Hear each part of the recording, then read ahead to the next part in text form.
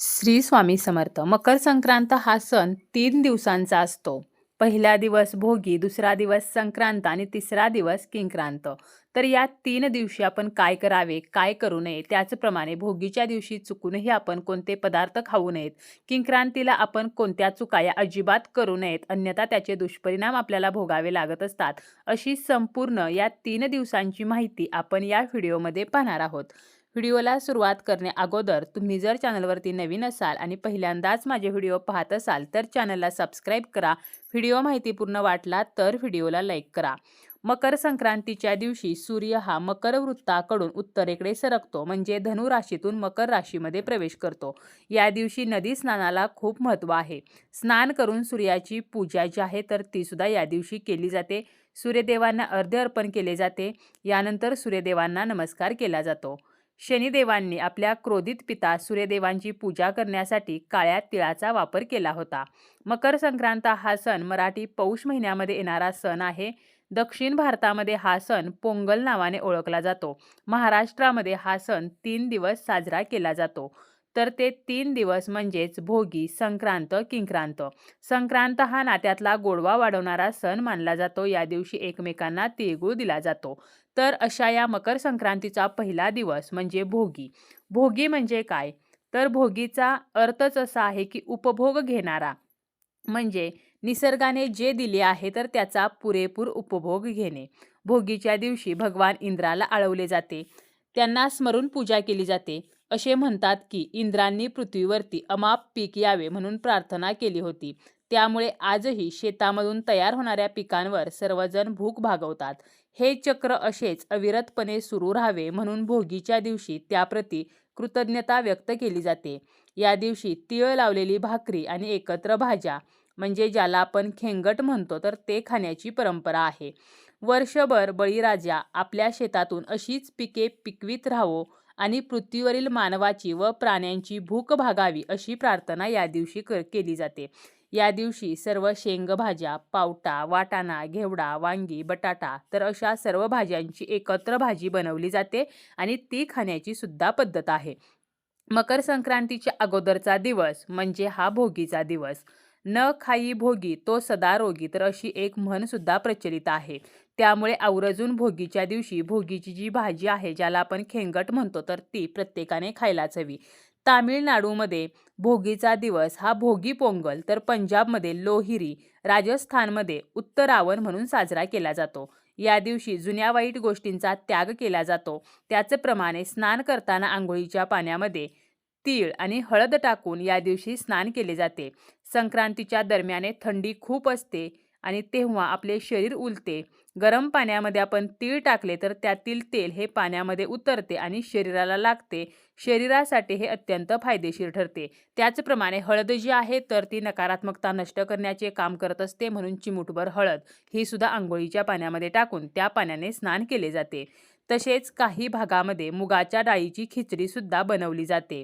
भोगीच्या भाजीचा नैवेद्य हा देवांना दाखवला जातो.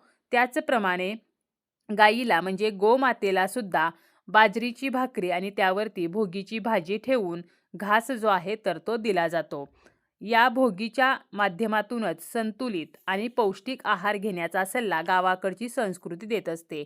या पदार्थांमधून उष्णता घेऊन शेतकरी पुन्हा कामाला लागतो. संक्रांतीच्या वेळी थंडी खूप असते, म्हणून गरमागरम पदार्थ आणि मिक्स भाज्या खाणे हे शरीरासाठी फायद्याचे असते. आणि तीळ आणि बाजरी यामध्ये उष्णता असते, म्हणूनच भोगीच्या दिवशी बाजरीची भाकरी, त्याचप्रमाणे त्याला तीळ लावले जातात आणि मिक्स भाजी खाण्याची सुद्धा पद्धत आहे. तर असा हा भोगीचा दिवस साजरा केला जातो. यानंतरचा दुसरा दिवस तो म्हणजे संक्रांतीचा दिवस. संक्रांतीचा दिवस जो आहे तर तो अत्यंत खास मानला जातो. सौभाग्यवती स्त्रियांसाठी हा दिवस अतिशय खास असतो. या दिवशी वौसा जो आहे तर तो पूजला जातो. त्याचप्रमाणे काही जणी या दिवशी हळदी कुंकू करत असतात आणि मकर संक्रांतीपासूनच हळदी कुंकवाला सुरुवात होते आणि रथसप्तमीपर्यंत ते केले जाते. त्याचप्रमाणे सुगड पूजा जी आहे तर त्याला सुद्धा विशेष असे महत्त्व आहे. मकर संक्रांतीच्या दिवशी खास काही नियमांचे पालन सुद्धा केले जाते. संक्रांती ही एक देवी आहे. लांब ओठ, दीर्घ नाक, एक तोंड व 9 बाहू असलेल्या या देवीने संक्रांतीच्या दिवशी संकरासुराची हत्या केली. प्रत्येक वर्षी तिचे वाहन, शस्त्र, वस्त्र, अवस्था, अलंकार, भक्षण तर या गोष्टी बदलत असतात.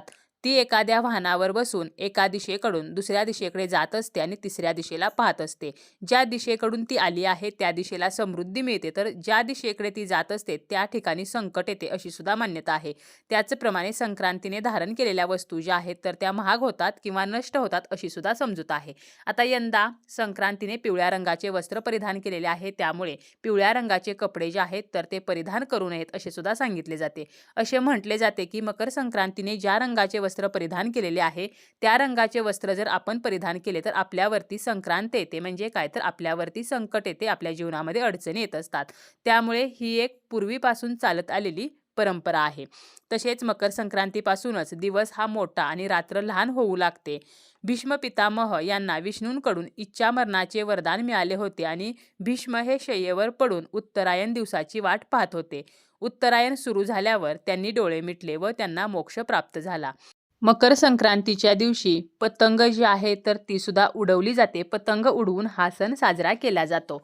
मकर संक्रांतीच्या दिवशी आपण कोणत्या गोष्टी करू नयेत, तर आंघोळ केल्याशिवाय काहीही खाऊ नये. भोगीच्या दिवशी सुद्धा आपल्याला हा नियम पाळायचा आहे. त्याचप्रमाणे मकर संक्रांतीच्या दिवशी शक्य असल्यास पवित्र नदीमध्ये स्नान करायचं आहे. या दिवशी दारामध्ये कोणी आलं तर रिकाम्या हाताने परत पाठवू नये. भोगी आणि मकर संक्रांतीच्या दिवशी दारामध्ये जर गाय आली तर आपल्या घरामध्ये जे आहे तर त्याचा एक का होईना घास हा गायीला द्यायचा आहे. तसेच संक्रांतीच्या दिवशी झाडे तोडू नयेत, गवत कापू नये असे सुद्धा सांगितले जाते.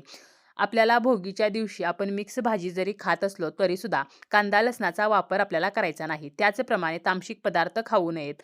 खास करून या दिवशी मांसाहार हा पूर्णपणे वर्ज्य करायचा आहे. मांसाहाराला स्पर्शही करू नये. खोटे बोलू नये, कटू बोलू नये. त्याचप्रमाणे कोणाचाही अपमान करू नये, कोणालाही वाईट बोलू नये. भोगी आणि मकर संक्रांतीच्या दिवशी चुकूनही चामड्याच्या वस्तू परिधान करू नयेत. तसेच मकर संक्रांतीच्या दिवशी महिला ज्या आहेत तर त्या शृंगार करत असतात. परंतु आपले जे सौभाग्य अलंकार आहेत, मंगळसूत्र, जोडवी किंवा इतर जे सौभाग्याचे लेणं आपण ज्याला म्हणतो, तर चुकूनही आपले जे सौभाग्य अलंकार आहेत तर ते इतरांना देऊ नयेत. त्याचप्रमाणे आपल्याला आपला गळा जो आहे तर तो रिकामा ठेवायचा नाही. आपण जर मंगळसूत्र बदलणार असू तर अगोदर आपल्याला गळ्यामध्ये चेन किंवा धागा घालायचा आहे. त्याचप्रमाणे बांगड्या भरताना सुद्धा आपल्याला हातामध्ये अगोदर एखादा धागा बांधायचा आहे. बांगड्यांशिवाय हात जे आहेत तर ते रिकामे ठेवायचे नाहीत. तसेच मकर संक्रांतीच्या दिवशी आपण पदरामध्ये वौसा घेत असतो. एकदा वौसा पदरात घेतल्यावर दुसऱ्या स्त्रीला आपल्याला वौसायचं नाही. भांगामध्ये शिंदूर लावताना कोणी बघणार नाही याची काळजी घ्यायची आहे. उंबऱ्यामध्ये बसून किंवा उभे राहून कोणताही शृंगार आपल्याला करायचा नाही. तसेच मकर संक्रांतीच्या दिवशी चुकूनही तेल, प्लास्टिकच्या वस्तू, झाडू, धारदार वस्तू, धने, मीठ, हळद तर या वस्तू दान करू नयेत. दानधर्म करण्याला या दिवशी विशेष असे महत्त्व असले तरी या वस्तूंचे दान करणे आपल्याला टाळायचे आहे. मकर संक्रांत सणाचा तिसरा दिवस म्हणजे किंक्रांत. किंक्रांत म्हणजे संक्रांतीची करी दिन. हा दिवस पूर्णपणे अशुभ नसला तरी काही चुका या दिवशी सुद्धा आपण करू नयेत. किंक्रांतीच्या दिवशी किंकरासूर नावाच्या राक्षसाचा वध हा संक्रांती देवीने केला होता. या दिवशी नवीन वस्तूंची खरेदी करू नये. हळदी कुंकू बोरनान करू नये. रथसप्तमीपर्यंत जरी हळदी कुंकू किंवा बोरनान केले जात असले तरी किंक्रांतीच्या दिवशी ते करू नये. घरात कलह, किरकिर करू नये. विनाकारण कोणाशीही भांडण, वादविवाद करू नये. सर्वात महत्त्वाचं म्हणजे या दिवशी सुगड पाहू नये, तर आदल्या दिवशीच ती झाकून ठेवावी.